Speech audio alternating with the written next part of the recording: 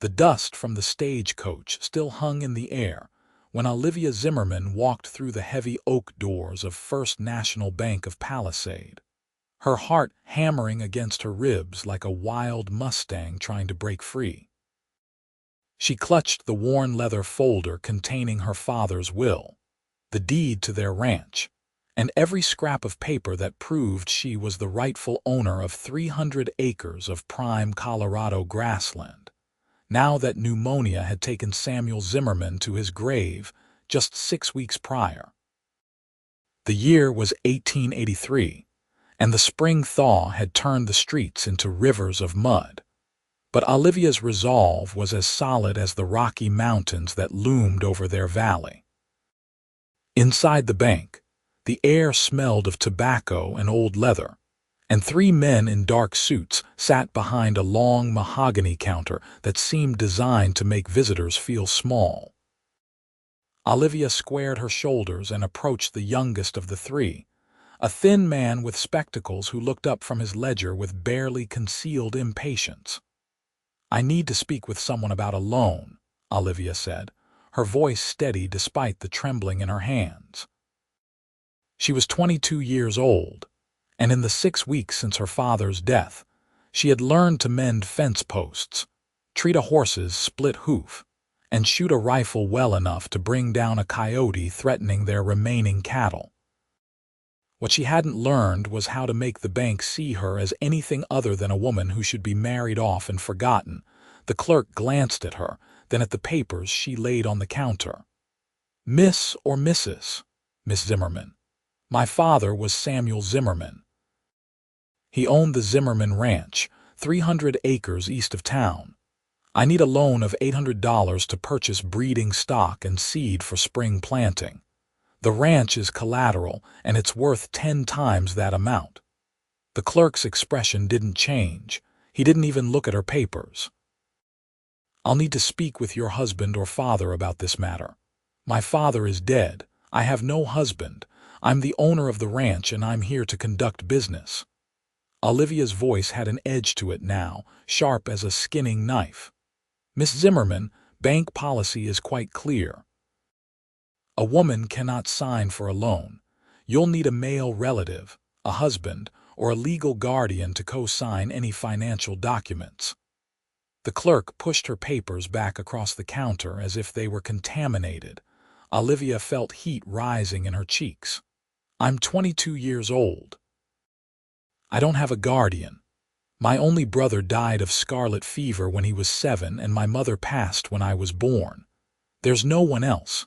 It's just me and the ranch, and if I don't get that loan, I'll lose everything my father built." The clerk shrugged, already turning back to his ledger. "I'm sorry, miss. Those are the rules. Perhaps you should consider selling the property or finding a husband who can manage these affairs for you." The words hit Olivia like a physical blow. She gathered her papers with shaking hands, turned on her heel, and walked out of the bank before the hot tears stinging her eyes could fall where anyone could see them. Outside, she leaned against the hitching post where she'd tied her father's old bay gelding, Copper, and took several deep breaths of the cool mountain air. The streets of Palisade were busy with the afternoon traffic, wagons hauling supplies, cowboys on horseback, women in their good dresses doing their shopping. Life moving on while hers crumbled like dry earth. "You look like someone just stole your last dollar and your favorite horse." Olivia looked up to find a man standing a few feet away, one boot propped on the edge of the wooden sidewalk. He was tall and lean, with sun-darkened skin and eyes the color of creek water in summer, green with flecks of brown. He wore a dusty brown Stetson, a worn leather vest over a blue cotton shirt, and a gun belt that sat easy on his hips like he'd been born wearing it.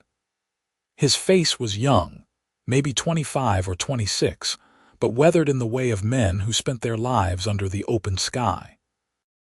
"Worse than that," Olivia said, wiping at her eyes quickly. "Someone just told me I don't have the right to save my own land because I was born female. The man's jaw tightened. He took off his hat and ran a hand through dark hair that needed cutting. Let me guess. First National wouldn't give you a loan. You've seen this before. My mother tried to buy a boarding house in Denver 5 years back. Had the money, had the experience, had everything but the right parts for the bank to take her seriously. She ended up having to marry a man she barely knew just to sign the papers, and he took half the profits for doing nothing but putting his name on a piece of paper. The bitterness in his voice was fresh despite the years. Name's Emmett Cole. I've got a small spread about 10 miles north of here, but I do some work in town when ranch work is slow. Olivia Zimmerman. My father's ranch is east of town. She looked at this stranger, this Emmett Cole, and something in her chest shifted. Maybe it was desperation. Maybe it was the genuine anger she saw in his eyes on her behalf. But she heard herself saying, I need $800 or I lose everything. The bank won't let me sign for a loan because I'm a woman. I don't suppose you know any way around their rules. Emmett put his hat back on, adjusting it thoughtfully. I might. How much is your ranch worth? My father always said it was worth at least $8,000, maybe more with the water rights and the timber on the north section. And you just need $800 to keep it running. I need to buy cattle, seed, and supplies. I lost most of the herd to disease last winter, and my father spent everything he had trying to save them and then trying to get well himself. The ranch is good, solid land. With breeding stock and a decent planting, I can make it profitable again. I know I can. The conviction in her voice surprised even herself. Emmett studied her for a long moment, and Olivia felt her skin warm under his gaze. It wasn't the dismissive look the bank clerk had given her, or the pitying glances from the church ladies who thought she should sell up and move into town to do needlework and wait for some man to take pity on her. Emmett looked at her like she was a person with a functioning brain. I have an idea, he said finally. It's probably crazy, and you might think I'm trying to pull something, but hear me out. I've got about $2,000 saved up from my last few years of work. I was planning to expand my own place, but that can wait. What if I go into that bank and apply for a loan in my name with my land as collateral, and then I put every cent of that money in your name? They can't stop me from giving money to whoever I want once it's in my hands. Olivia stared at him. Why would you do that? You don't even know me. I could take your money and disappear. Could you? No, but you don't know that. Emmett smiled, and it transformed his whole face, made him look younger and more open. I'm a pretty good judge of character. Comes from spending most of my time with horses. They're honest in ways people aren't. You've got honest eyes, Olivia Zimmerman. Besides, something tells me you're not the running type. You're the type who digs in and fights. This is insane, Olivia said, but hope was blooming in her chest like a wildflower pushing through snow. If you did this, how would I pay you back? What would you want in return? Standard loan terms. You pay me back the $800 plus, let's say, 5% interest annually. You make payments when you can after you've sold your cattle or your crops. I'm not looking to own your land or control your life. I'm just looking to help someone who got dealt a bad hand by a system that's rigged against her. He paused, and something flickered in his green eyes. My mother lost her boarding house 3 years after she married that man. He drank and gambled away everything she built. She died last winter, bitter and broken. I can't fix what happened to her, but maybe I can keep it from happening to someone else. Tears were threatening again, but this time they were different. I don't know what to say. Say yes, and let's go back into that bank before I think too hard about how my accountant would kill me for this. 30 minutes later, Olivia sat in a chair against the wall while Emmett Cole charmed and negotiated his way to an $800 loan, with terms that made the bank clerk smile. She watched him work, Seeing how he spoke the language these men understood, talking about cattle prices and land values, about his own successful ranch and his excellent credit history in town. He was smooth without being slick, confident without being arrogant, and he never once looked at Olivia in a way that suggested she was part of the deal. When the papers were signed and the money was counted out in crisp bills on the counter, Emmett turned to Olivia and said, "Miss Zimmerman, I believe I owe you this money I borrowed from you last fall. Thank you for your patience in waiting for repayment." The bank clerk looked confused, but there was nothing he could do as Emmett handed the entire $800 to Olivia, along with a handwritten receipt that said, "Loan from E. Cole to O. Zimmerman, $800, 5% interest annually, to be repaid in installments as able." Outside the bank, Olivia clutched the money and the receipt, her hands shaking so badly she almost dropped both. "I can't believe you just did that." "I can't either," Emmett admitted. "My ranch manager is going to think I've lost my mind, but it felt right, and I've learned to trust my gut. I'll pay you back every cent, with interest, I swear it. I know you will." He looked down the muddy street where the afternoon sun was starting to dip behind the mountains. "It's getting late. You have a long ride back to your place. About an hour. I'll be home before dark." "Let me ride with you." A woman alone with that much money, especially on the East Road, that's asking for trouble. There have been reports of drifters working their way through the valley. Olivia wanted to argue to prove she could handle herself, but practicality won out. "I'd appreciate that." "My horse is Copper, the bay gelding at the post. I'm on the black mare, Juniper. Give me 2 minutes to get her from the livery and I'll meet you here."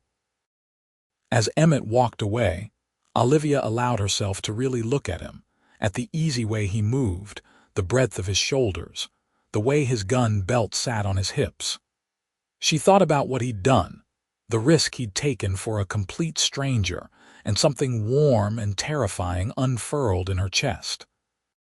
She'd been alone for so long, first with her father's illness consuming all his energy, then with his death leaving her completely isolated. She'd forgotten what it felt like to have someone stand beside her instead of in her way. The ride east took them through rolling grassland that was just starting to green up with spring growth. The mountains rose to their left, still snow-capped and majestic, while the Colorado River Valley spread out to their right, a ribbon of life through the high desert landscape. Olivia and Emmett rode side by side, their horses moving at an easy walk, and they talked. First about ranching, about the challenges of the climate and the market, about the best breeds of cattle for the altitude. Then, gradually, about other things. About how Olivia's father had taught her to read using old newspapers and the family Bible. How he'd never treated her like she was less capable because she was female. How much she missed his quiet presence in the evenings when they'd sit on the porch and watch the stars come out.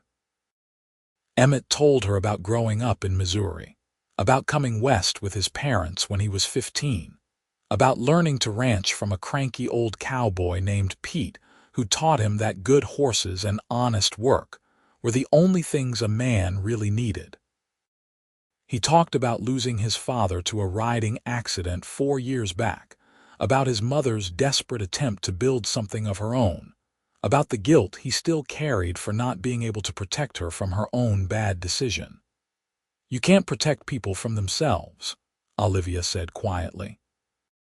"My father refused to see the doctor until it was too late. He kept saying he was fine, that it was just a cold, that he couldn't afford to be sick during calving season. By the time he admitted he needed help, the pneumonia had taken hold too deep. I was angry at him for so long, but being angry didn't bring him back. How do you stop being angry? I don't know if you do. Maybe you just learn to carry it differently." When they reached the boundary of Zimmerman land, marked by a wooden gate that needed mending, Olivia felt her heart swell with a complicated mix of love and fear. The ranch house was small but solid, built from local timber with a stone chimney her father had laid himself. The barn needed new shingles, and the corrals were empty except for 2 old horses and a handful of chickens, but it was hers. All of it was hers, and now, thanks to Emmett, she had a fighting chance to keep it. "It's a good place," Emmett said, and she could hear the sincerity in his voice. "Good water, good grass, protected from the worst of the winter winds by that ridge. Your father chose well. He always said this land spoke to him. I used to think that was foolish, but now I understand. It does speak if you know how to listen." Olivia dismounted and tied Copper to the porch rail. "Would you like to come in? I can make coffee, and it's a long ride back to your place." Emmett hesitated, and Olivia could see him weighing propriety against practicality. A man alone with an unmarried woman in her home, even for something as innocent as coffee, would set tongues wagging if anyone found out. But they were miles from town, and the sun was nearly down. "Coffee sounds good," he said finally, dismounting and tying Juniper next to Copper. Inside, the house was neat but sparse. Olivia's attempts to keep up with housework while also managing all the outdoor labor meant everything was clean but nothing was fancy. The main room served as kitchen, dining area, and sitting room, with a stone fireplace that provided heat and a cooking surface. A short hallway led to 2 small bedrooms. Olivia's father's room stood empty now, the bed stripped, and the clothes given away to men in town who needed them more than ghosts did. Olivia built up the fire and set the coffee pot on to boil while Emmett stood somewhat awkwardly by the door, his hat in his hands. "You can sit," she said, gesturing to the table. "I don't bite." He smiled and took a seat, looking around the room with interest. "You live here alone, just me and the animals now. It gets quiet, but I'm too busy most days to notice. What's your plan? For the ranch, I mean." "Once you get your breeding stock and your seed planted." Olivia sat down across from him, her mind organizing thoughts she'd been turning over for weeks. "I want to build a small dairy operation alongside the beef cattle. There's good market for butter and cheese in town, and the work is steadier than waiting for cattle to reach market weight. I'll plant hay and oats in the north fields where the soil is richest, keep the south pasture for grazing. In a few years, if all goes well, I'd like to expand the house, maybe add a proper bunkhouse so I can hire hands during busy seasons. You've thought this through." "I've had nothing but time to think since my father died. Thinking and working, that's all there is." The coffee boiled and Olivia poured 2 cups, setting one in front of Emmett. He wrapped his hands around it, and she noticed they were scarred and calloused, the hands of a man who knew hard work. Her own hands looked similar, though smaller. A lady's hands were supposed to be soft and pale, but Olivia had given up on being a lady the first time she'd helped pull a breech calf. "Can I ask you something?" Emmett said after a moment of comfortable silence. "Of course. Why didn't you just sell?" "The bank clerk was right that you could get good money for this place, and you could buy a little house in town, live comfortably without breaking your back every day. Why hold on so hard?" Olivia looked into her coffee cup, gathering her thoughts. "Because if I sell, then men like that bank clerk win. They get to decide that I'm not capable, that I can't manage, that I need taking care of. And maybe there are women who want that kind of life, who'd be happy with a little house in town and a husband to make all the decisions. But that's not me. This ranch is proof that I'm more than what they think I am. Does that make sense? More than you know." Emmett's voice was soft, and when Olivia looked up, she found him watching her with an expression she couldn't quite read. "You're remarkable, Olivia Zimmerman." Her cheeks flushed hot. "I'm just stubborn. Stubbornness is an underrated quality. They talked until full dark, until the coffee pot was empty and the fire had burned down to coals. Emmett told her about his ranch, about the 20 hands he employed, about his dream of raising horses as well as cattle, about the wild mustangs that still ran in the high country. Olivia found herself laughing at his stories, relaxing in a way she hadn't in months. When he finally stood to leave, she felt a pang of disappointment that surprised her with its intensity. "I should get back before my manager sends out a search party," Emmett said, settling his hat on his head. "But I'll be in town again next week. Maybe I could ride out, see how you're doing with the stock purchases." "I'd like that," Olivia said, and meant it. At the door, Emmett paused. "Thank you for the coffee, and for trusting me today. I know what I did was unusual. Thank you for seeing me as someone worth taking a risk for." Their eyes met in the dim light from the fireplace, and something passed between them, something electric and alive. Then Emmett tipped his hat, stepped out into the night, and rode away, leaving Olivia standing in her doorway watching until his silhouette disappeared into the darkness. The next 2 weeks passed in a blur of activity. Olivia rode into town at dawn the day after meeting Emmett and used her loan money to purchase 6 heifers bred to a prize bull, 3 milk cows, a young bull for her own breeding program, sacks of seed oats and hay, and supplies she'd been making do without for too long. She hired 2 temporary hands from the men looking for work outside the general store, young cowboys who were willing to work for fair wages and didn't seem bothered by taking orders from a woman. The work was brutal. Spring planting always was, especially when you were simultaneously trying to get new animals settled and repair a winter's worth of damage to buildings and fences. Olivia fell into bed each night so exhausted she barely dreamed, and woke each morning before dawn to start again. Her hands blistered and bled, her back ached, and she lost 5 pounds she couldn't afford to lose. But the fields got planted, the animals thrived, and slowly, the ranch started to look like a working operation again instead of a place sliding into abandonment. Emmett rode out 8 days after their meeting, arriving in the early afternoon when Olivia was in the barn treating a cut on one of the milk cow's legs. She heard his horse outside and felt her heart do something complicated in her chest. She'd thought about him more than she wanted to admit, remembering the way he'd stood up to the bank for her, the easy way they'd talked, the warmth in his eyes when he called her remarkable. "Hello, the barn," he called, observing the proper etiquette of announcing his presence. "In here," Olivia called back, finishing the bandage on the cow's leg before stepping out into the sunlight.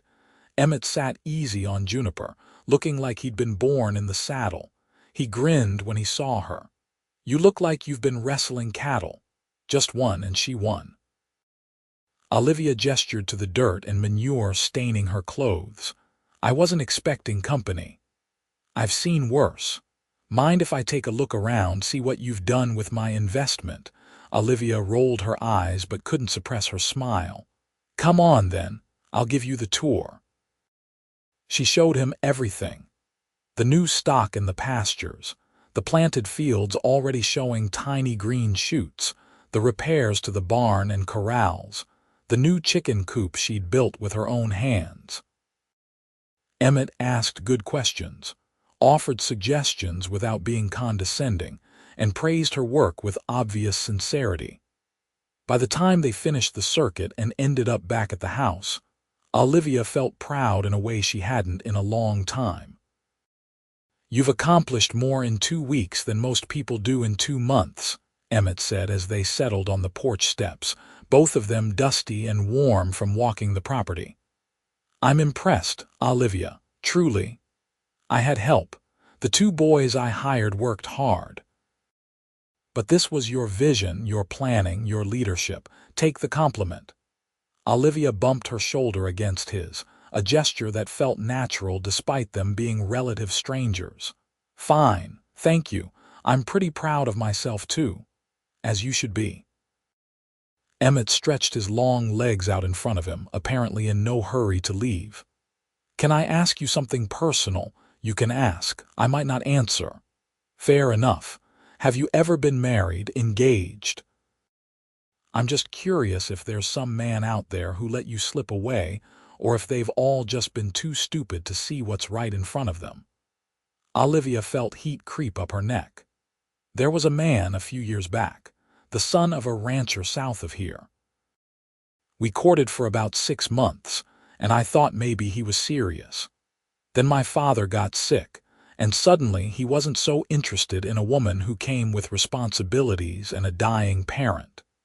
He married a girl from Denver whose father bought them a ranch in Wyoming. Last I heard, she spends all day reading novels while he loses money on bad cattle deals." "His loss," Emmett said firmly. "And good riddance to bad rubbish, as my mother used to say. What about you? Any heartbroken women in your past?" Emmett laughed. "A few who thought they wanted a rancher until they realized how much work it actually is. Turns out most women aren't interested in a man who smells like horse and cow most of the time, and who's too tired for much socializing. My last attempt at courting was a school teacher from Grand Junction. Pretty, smart, good sense of humor. We lasted about 3 months before she told me she couldn't live on a ranch, that she needed culture and society and a house in town. I told her I couldn't live anywhere else, and that was that. Do you regret it? Not even a little bit. If she couldn't love what I love, we would have made each other miserable." He turned to look at Olivia, his green eyes serious. "I think too many people settle for less than they deserve because they're afraid of being alone. But I'd rather be alone than be with someone who wants to change everything about my life." "That's how I feel too," Olivia said softly. "My father used to worry about me ending up alone, but I told him alone was better than compromised.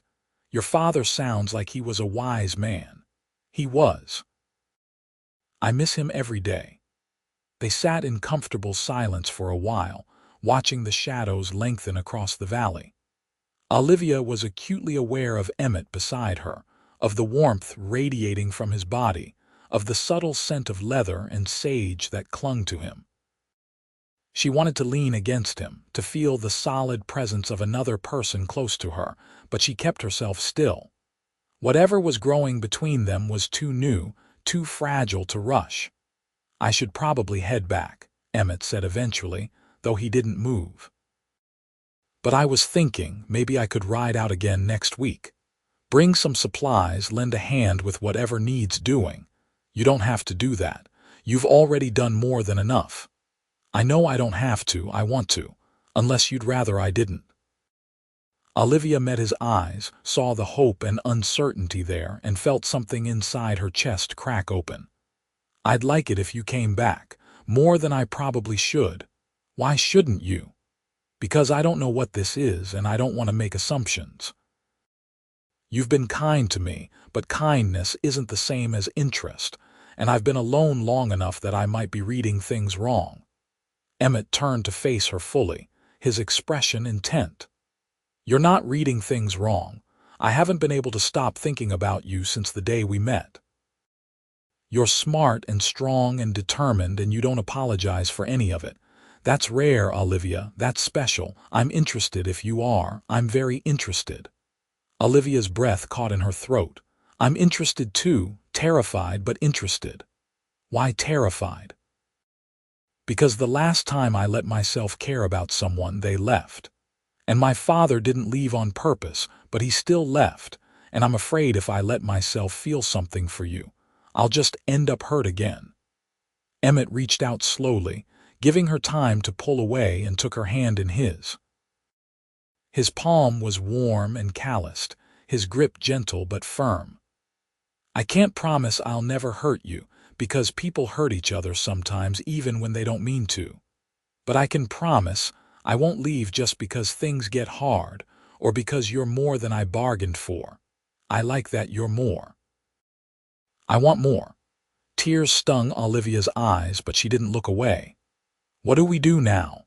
Now I come back next week and the week after that, and we see where this goes. We take our time, get to know each other, let this be whatever it's going to be.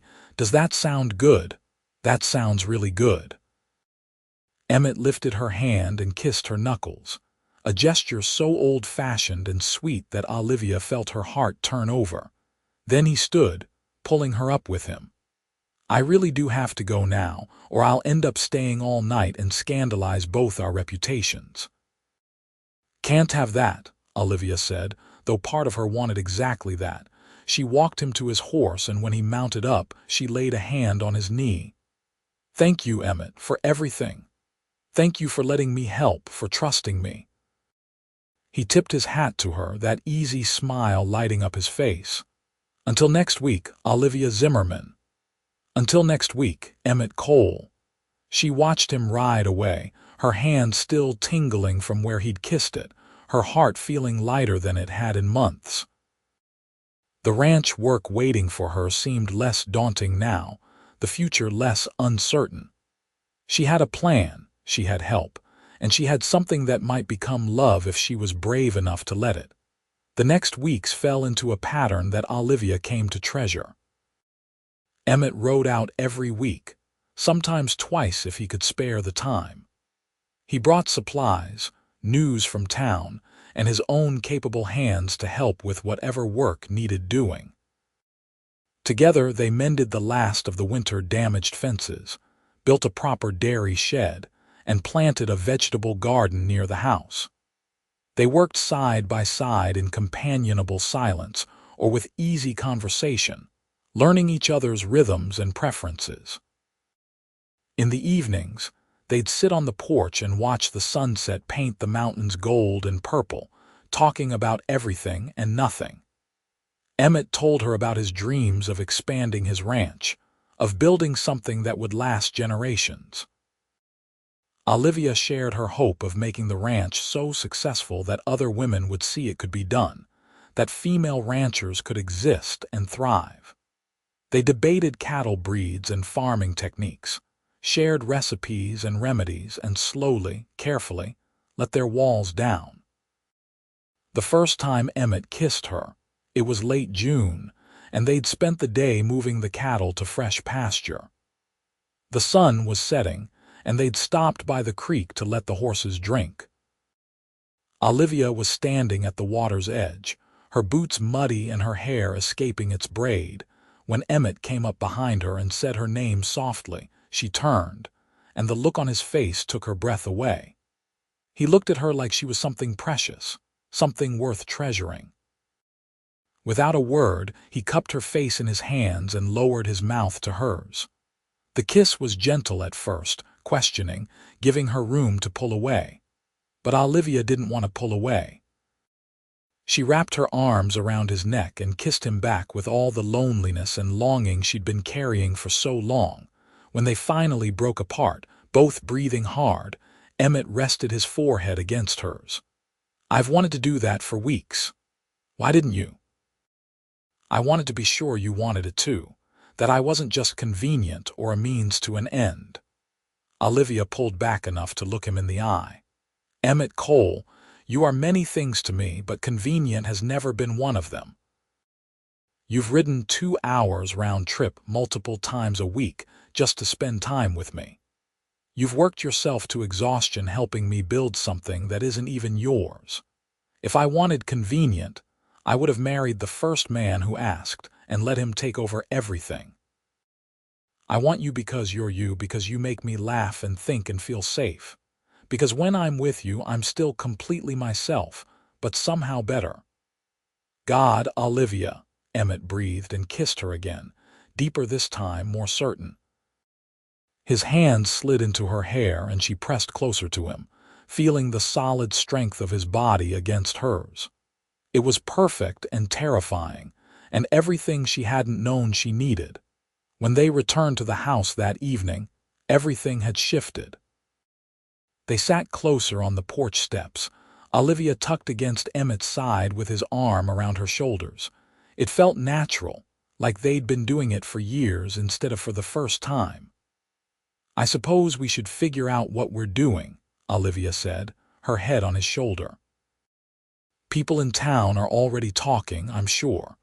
A man visiting an unmarried woman this often, it's not exactly proper. You care what they think. Not particularly, but I care about your reputation. I don't want to damage your standing in the community. Emmett pressed a kiss to the top of her head. My standing will be fine. Anyone who knows me knows I'm not the type to trifle with a woman's honor, and anyone who doesn't know me can think what they want. Still, maybe we should make our intentions clear, so there's no confusion.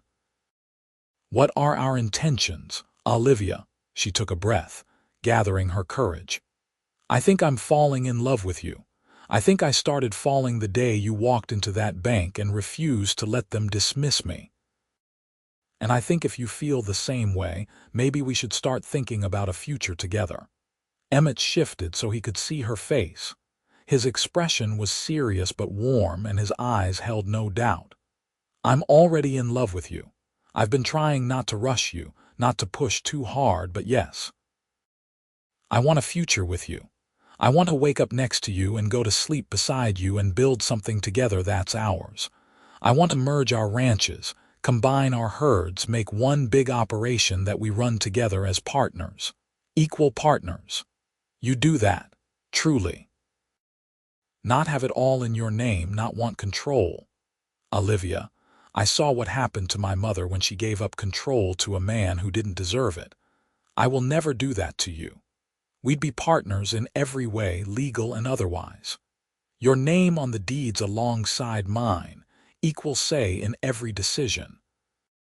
That's the only way I'd want it.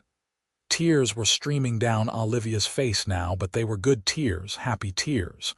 When you said you were falling in love with me past tense, did you mean you already are? In love with me, I mean, completely. Utterly. Probably have been since you told off that bank clerk in your head. I could see it on your face even if you kept your mouth shut. You were magnificent. Olivia laughed and cried at the same time, and then Emmett was kissing her again, and nothing had ever felt so right.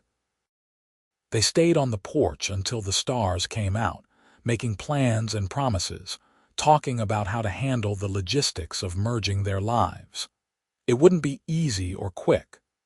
There would be paperwork and negotiations, and they'd need to figure out which property to make their main residence. But they'd figure it out together, the way they'd been doing everything else. We should probably get married, Emmett said at one point, his tone casual but his hand tight on hers. Not because we have to for appearances, but because I want to. I want everyone to know you're mine and I'm yours. Is that a proposal? It's a terrible proposal. I should have flowers and a ring and a better speech prepared. Let me try again. Emmett stood, then dropped to one knee in front of where Olivia sat on the porch steps. Olivia Zimmerman, you are the strongest, smartest, most remarkable woman I've ever met. You challenge me and inspire me and make me want to be better than I am. I love you more than I thought I could love anyone, and I want to spend the rest of my life proving that to you every single day. Will you marry me? Olivia slid off the step and knelt in front of him, taking his face in her hands. Yes, 1,000 times yes. I'll marry you, Emmett Cole, and I'll love you for the rest of my life. They sealed the promise with a kiss that felt like coming home. The wedding was small and simple, held in the church in Palisade on a warm day in late July. Olivia wore a cream-colored dress she'd sewn herself with lace she'd bought from the dry goods store, and Emmett wore his best suit, the one he saved for funerals and holidays. The pastor who'd presided over her father's funeral presided over their wedding, and half the town turned out to see it. Some came out of genuine affection and support. Others came out of curiosity, wanting to see if the woman who'd refused to sell her ranch would actually manage to land herself a decent husband. But Olivia didn't care about the gossips or the doubters. All she cared about was the man standing beside her, holding her hand like he'd never let go, promising to love and honor and cherish her as long as they both lived. When the pastor pronounced them husband and wife and Emmett kissed her in front of God and everyone, Olivia felt like her heart might burst from happiness. After the ceremony, there was a modest reception in the church hall, with cake and punch and dancing to music provided by a fiddle player from one of the nearby ranches. Olivia danced first with her new husband, then with some of the older men from town who'd known her father and wanted to give their blessing. Emmett danced with the school teacher who'd organized the reception, and several of the ranch wives who'd made the food. Late in the afternoon, when the party was winding down, the bank clerk who'd turned Olivia away appeared at her elbow. He looked uncomfortable, his collar too tight and his face red. "Mrs. Cole, I wanted to offer my congratulations, and my apologies if they're welcome." Olivia studied him, this man who'd been a symbol of everything standing in her way. Up close, he just looked young and uncertain, probably following rules he hadn't made and didn't fully understand. "Thank you. I accept your congratulations. As for the apology, I appreciate the thought, but it's the system that needs apologizing, not you personally. Still, I could have handled things better, been more understanding of your situation. Maybe. But if you had, I might never have met my husband, so perhaps things worked out the way they were meant to." She glanced across the room to where Emmett was laughing at something one of the cowboys had said, looking happy and relaxed. "Everything has a way of working out, I think." The clerk nodded and moved away, and Emmett appeared at Olivia's side, slipping his arm around her waist. "You ready to get out of here, Mrs. Cole?" "More than ready, Mr. Cole."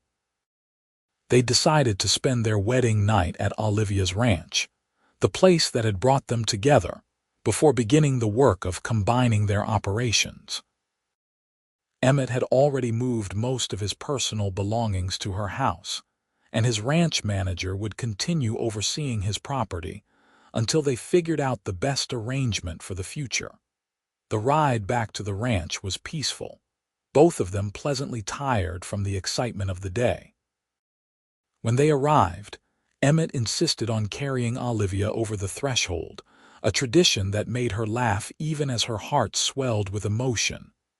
"Welcome home, wife," Emmett said, setting her down in the main room.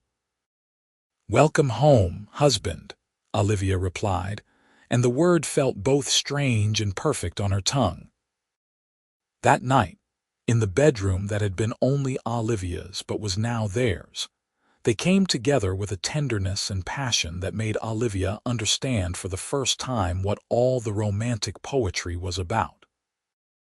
Emmett was gentle and patient, making sure she felt safe and cherished, and Olivia gave herself to him completely, without reservation or fear. Afterward, they lay tangled together in the narrow bed, talking quietly about everything and nothing until sleep claimed them both. The next months were an adjustment, learning to share space and make decisions together, combining two ways of doing things into one harmonious whole. There were disagreements, of course. Emmett thought they should focus on cattle, while Olivia wanted to maintain her dairy operation. She wanted to hire more hands, he wanted to save money and work harder themselves. But they learned to compromise, to listen to each other's perspectives, to trust that they both wanted what was best for their combined operation. By fall, they'd settled into a rhythm that worked. They split their time between both properties, spending 3 days a week at each location, with Emmett's manager continuing to oversee the day-to-day operations up north, while they focused on building up Olivia's ranch. The herd had grown, the dairy operation was turning a profit, and the crops had come in better than expected. Olivia made her first payment on the loan to Emmett, which he immediately tried to refuse, until she gave him a look that made him take the money with a sheepish grin. Winter came hard that year, with early snows and bitter cold that tested every lesson Olivia had learned about ranching. But she wasn't alone this time. When the temperatures dropped below zero and the cattle needed constant monitoring, Emmett was there beside her, checking on the herd at midnight and again at dawn. When a storm blew in and threatened to bury the valley, they worked together to get all the animals into shelter, moving with a synchronization that spoke to how well they'd learned to work as a team. On Christmas Eve, snowed in at Olivia's ranch with the fire roaring and a pot of stew bubbling on the stove, Emmett pulled out a small wrapped package and handed it to Olivia. "I know we said no gifts, but I couldn't help myself." Inside the package was a deed, officially transferring half ownership of Emmett's ranch to Olivia. Her name, Olivia Cole, was written in careful script alongside his. "Emmett, this is too much." "It's exactly right. We're partners, remember. What's mine is yours, legally and officially. I want you to know that I meant every word I said about us being equals. This isn't your ranch and my ranch anymore. It's our ranches, our land, our future." Olivia threw her arms around his neck, nearly knocking him over. "I love you so much. I don't know what I did to deserve you. You just had to be yourself. That was always enough." In the spring of their second year together, Olivia discovered she was pregnant. The realization came one morning when she couldn't keep down her breakfast for the third day in a row, and the pattern became impossible to ignore. She was equal parts terrified and thrilled, worried about how a baby would change their operation, but excited to start a family with the man she loved. She told Emmett that evening on their porch, the same porch where he'd first kissed her, where he'd proposed, where they'd made so many plans and promises. "I'm pregnant. We're going to have a baby." Emmett's face went through about 6 different expressions in as many seconds before landing on pure joy. He whooped, picked her up, spun her around, then set her down carefully like she was made of glass. "A baby. We're having a baby. When? Probably late fall, if my calculations are right. October or November. We need to get the house ready. Add another room, make sure everything is safe. And you need to take it easier, not be working yourself so hard." Olivia smiled at his instant protective streak. "I'm pregnant, not fragile. Women have been having babies and working ranches for generations. I'll be fine." I know. But let me worry about you anyway. It's one of my husbandly duties." They spent the summer preparing, adding a room onto the house for the nursery, buying supplies in town, reading every book on childbirth and baby care they could find. Emmett became even more attentive than usual, constantly making sure Olivia was resting enough, eating enough, not lifting anything too heavy. It was sweet if occasionally suffocating, and Olivia had to remind him more than once that she was perfectly capable of doing normal work. Their son was born in early November, during a cold snap that had frost forming on the windows. The labor was long and difficult, with only the town doctor and one of the ranch wives in attendance. Emmett paced the main room for hours, wearing a path in the floorboards, until finally the sound of a baby's cry split the air. The doctor emerged, grinning. "You have a healthy son, Mr. Cole, and your wife is tired but doing well." Emmett burst into the bedroom to find Olivia propped up against the pillows, exhausted but radiant, holding a tiny bundle wrapped in one of the quilts her father's mother had made years ago. "Meet your son," she said softly. Emmett approached slowly, almost reverently, and looked down at the red-faced, squalling infant in Olivia's arms. His son. Their son. The baby had dark hair and Olivia's nose, and when Emmett touched his tiny hand, the baby's fingers wrapped around his larger one with surprising strength. "He's perfect," Emmett whispered. "You're perfect. Thank you, Olivia. Thank you for him, for us, for everything." "What should we name him?" Olivia asked, stroking the baby's soft hair. They discussed names but never settled on one, both wanting to see the baby first before making a final decision. Now, looking at their son, Emmett said, "Samuel, after your father, if that's all right with you." Olivia's eyes filled with tears. "Samuel Cole, it's perfect. My father would be so proud." Samuel was an easy baby, thank goodness, because ranch work didn't stop for new parents. Olivia learned to strap him to her chest in a sling and do chores with him snuggled against her. And Emmett became adept at one-handed calf checks when he was holding his sleeping son. They took turns getting up for night feedings, both of them bleary-eyed but happy, learning this new phase of their life together. As Samuel grew from infant to toddler, the ranch continued to thrive. They'd fully integrated both properties now, running them as one large operation with Emmett's old ranch house, converted to a bunkhouse for the 6 hands, they now employed year-round. The combined herd was one of the largest in the valley, and Olivia's dairy operation had become so successful that she was supplying butter and cheese to stores as far away as Grand Junction.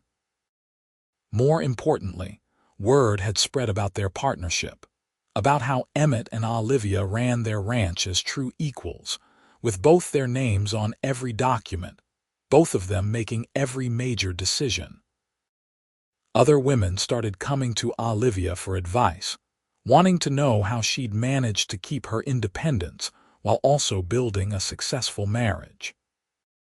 Olivia always told them the same thing: find a partner who sees you as an equal, who respects your mind as much as your heart, and never settle for less than you deserve. When Samuel was 3, Olivia became pregnant again. This time the news was less surprising but no less joyful. Their daughter, Emma, was born in the spring, a tiny thing with her father's green eyes and a stubborn streak that showed itself from day one. Samuel, now a rambunctious little boy who followed his father everywhere, was fascinated by his baby sister and spent hours trying to make her laugh. Life fell into a rhythm that was busy and sometimes chaotic, but deeply satisfying. The ranch required constant work, the children required constant attention, and the partnership between Emmett and Olivia required constant nurturing. But they made it work, supporting each other through hard seasons and celebrating together during good ones. On their 5th wedding anniversary, Emmett took Olivia up into the high country, leaving the children with one of the ranch wives who'd become a good friend. They rode for hours, climbing into the mountains until they reached a meadow filled with wildflowers, the same meadow where Emmett had proposed bringing her on their 2nd official visit together. "I wanted to bring you back here," Emmett said as they dismounted and let the horses graze. "Remind you of where we started, show you how far we've come." Olivia looked around at the beautiful meadow, then back at her husband, this man who'd changed her entire life by simply seeing her worth. "It's perfect. Everything is perfect, not perfect. We've had our struggles, our disagreements, our hard times, but it's ours, and I wouldn't change a single moment." Emmett pulled her close, wrapping his arms around her waist. "You saved me, you know, as much as I like to think I saved you that day at the bank. How did I save you?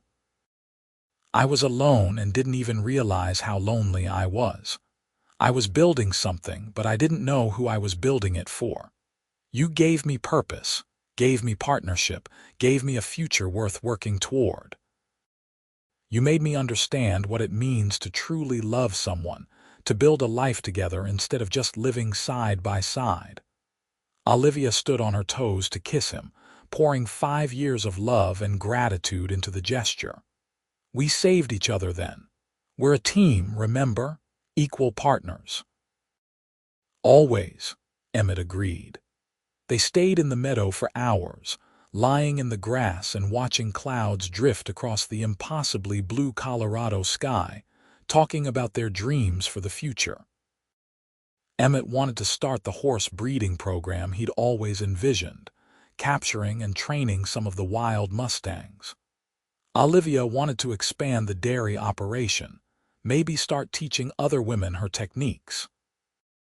They both wanted more children, though probably not right away since Emma was still keeping them up at night. As the sun started to set, painting the mountains in shades of gold and crimson, they mounted up and headed back down to the ranch, to their children and their home and the life they'd built together. Olivia felt a contentment so deep it was almost painful, a bone-deep satisfaction with how things had turned out. Years continued to pass, bringing changes and challenges. Samuel grew into a capable young man who loved ranch work as much as his parents did, who treated the horses with gentle respect and the cattle with firm authority. Emma grew into a spirited girl who argued about everything, but had a heart as big as the Colorado sky, who already announced she wanted to be a rancher like her mother when she grew up. 2 more children followed, another son named William and a daughter named Catherine, each adding their own personality to the busy household. The ranch continued to expand and prosper. Emmett's horse breeding program became renowned throughout the region, with buyers coming from as far as California to purchase his trained Mustangs. Olivia's dairy operation won awards at the state fair 3 years running, and she started teaching classes in town for women who wanted to learn business and ranching skills. They built a new, larger house to accommodate their growing family, though they kept the original house standing as a reminder of where they'd started. Through it all, Emmett and Olivia maintained the partnership that had been the foundation of their relationship from the beginning. They made decisions together, supported each other's dreams, and never let the busyness of life erode the connection between them. They still took rides into the high country when they could, still sat on the porch in the evenings talking and watching the stars, still looked at each other with the same love and respect that had drawn them together in the first place. On their 25th wedding anniversary, their children threw them a party at the ranch, inviting everyone from town and all the neighboring ranches. The house and yard were filled with people, 3 generations worth of friends and family, all celebrating the couple who'd proven that a true partnership could overcome any obstacle. Late in the evening, when the party was winding down and most of the guests had gone home, Olivia and Emmett slipped away to their familiar spot on the porch. Samuel, now 23 and recently married himself, had taken over much of the day-to-day ranch management. Emma, at 20, was away at agricultural college in Fort Collins, determined to bring modern techniques back to the family operation. William and Catherine were still at home, 15 and 12 respectively, but growing up fast. 25 years, Olivia said, leaning against Emmett's shoulder. Sometimes it feels like yesterday, and sometimes it feels like we've been together forever. Both are true, I think. Time is strange like that. Emmett kissed the top of her head, a gesture as familiar now as breathing. Do you have any regrets? Anything you'd change? Olivia thought about it seriously, reviewing their years together. The struggles and the triumphs, the losses and the gains, the moments of doubt and the moments of absolute certainty. No regrets, not one. Everything we've been through brought us here to this moment, to this life. I wouldn't change any of it. Not even that day at the bank, when you thought you'd lose everything, especially not that day. That was the day I met you, the day everything changed. That was the day I learned that sometimes the worst moments lead to the best outcomes. Emmett pulled her closer, both of them looking out over the land they'd built together, the empire they'd created through hard work and partnership and unwavering faith in each other. The mountains stood eternal in the distance, the same mountains that had witnessed their first meeting, their first kiss, their wedding, the births of their children, and every milestone in between. "I love you, Olivia Cole," Emmett said, "just as much today as I did 25 years ago. More even, because now I know exactly who you are and what we can accomplish together. I love you too, Emmett. Thank you for walking into that bank, for seeing me when no one else would, for believing I was worth the risk. You were never a risk. You were a certainty. I knew at the moment I saw you standing there, dust on your face and fire in your eyes, refusing to accept that you weren't good enough. You were always more than good enough. You were extraordinary." They sat together as the stars came out, as they had so many times before, comfortable in the silence and in each other's presence. Inside the house, they could hear their younger children laughing, could hear the sounds of their family and their life continuing on. Tomorrow there would be work to do, as there always was on a ranch. But tonight, there was just this. Two people who'd found each other against all odds, who'd built something remarkable together, who'd proven that love and partnership could overcome any obstacle. The bank had said a woman couldn't sign for a loan. A cowboy had co-signed and put the money in her name. And from that single act of faith and rebellion, an entire life had bloomed. A love story written in the language of cattle drives and crop rotations, of shared labor and shared dreams, of two people who'd refused to accept the limitations others tried to place on them. As the moon rose over the mountains, Olivia thought about all the women who'd come to her over the years, looking for advice and inspiration. She always told them the same thing: demand respect, never settle for less than equal partnership, and find someone who sees your strength as an asset rather than a threat. But mostly, she told them to hold on to hope, because sometimes the worst moments led to the best outcomes, and sometimes a simple act of kindness from a stranger could change your entire life. The ranch that had nearly been lost was now a thriving operation worth more than Olivia could have imagined that desperate day in the bank. But more valuable than any of that was what she and Emmett had built together. A family, a legacy, and a love story that would be told for generations. Years later, when their grandchildren asked about how they'd met, Emmett would always grin and say, "Your grandmother walked into a bank and changed my life." And Olivia would add, "And your grandfather refused to let injustice stand, even for a stranger." Together, they tell the story of a time when the world said no, but love said yes. Now, in their twilight years, with silver threading through their hair and grandchildren running through the house that had grown to accommodate their expanding family, Olivia sometimes thought back to that frightened young woman standing in front of the bank clerk, certain she was about to lose everything. She wished she could tell that girl what was coming, how a tall cowboy with kind eyes would appear and change everything, how the worst day of her life would become the beginning of the best years. Samuel had taken over full ownership of the ranch now, running it with the same partnership model his parents had taught him, working side by side with his wife. Emma had returned from college with innovative ideas that had increased their profits by 30%. And she was making a name for herself as a consultant for other ranchers. William had opened a veterinary practice in town, specializing in large animals, and Catherine had married a banker, of all things, the one who proudly told everyone that his wife was the better business mind. The original $800 loan had been repaid within 3 years, with interest, though Emmett had tried to refuse the final payment until Olivia had insisted. That money, Emmett had used to set up education funds for each of their children, a gift that had enabled Emma to attend college and William to study veterinary medicine.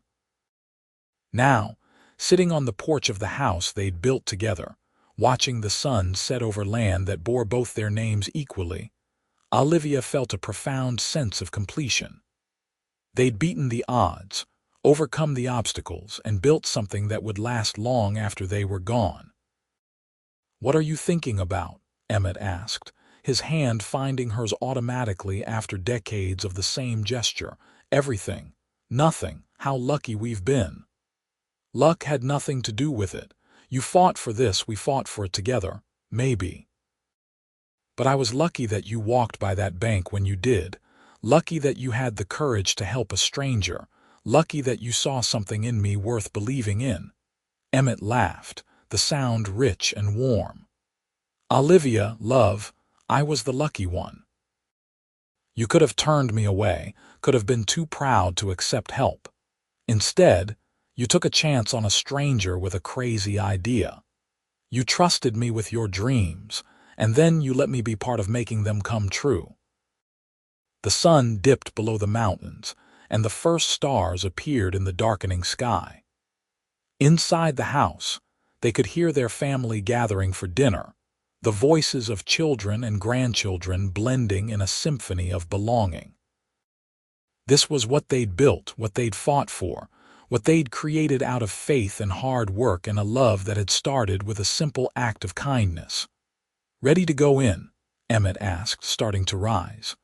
"One more minute," Olivia said, holding his hand tighter. "I want to remember this moment, this feeling. Perfect peace, perfect contentment, perfect love. We have a lot of those moments now. 32 years worth. 32 years since the bank, 30 since we married, and I'd live every single day the same way if I had to do it again." They sat a moment longer, two people who'd found each other when they needed it most, who'd built a life and a legacy that would outlast them both. Then, hand in hand, they went inside to join their family, to share a meal and stories and laughter, to continue living the life they'd fought so hard to create. The ranch stretched out around them, thousands of acres of prime Colorado land that bore both their names, that represented not just their labor but their love. The cattle grazed peacefully in the fields, the horses nickered in the barn, and somewhere in the distance, a coyote howled at the rising moon. This was the Wild West, but it was also home. It was hard work and harsh weather, unforgiving land and unpredictable markets. But it was also beauty and possibility, wide open spaces and endless sky. It was a place where a woman could lose everything, and a cowboy could give her the means to save it, where a simple act of faith could become a love story for the ages. And on warm summer evenings, when the family gathered on the big porch of the house that Emmett and Olivia built, the story would be told again. About the day the bank said no, about the cowboy who said yes, about how love and partnership could overcome any obstacle. About how two people had refused to accept the limitations others tried to place on them, and in doing so, had created something extraordinary. The end.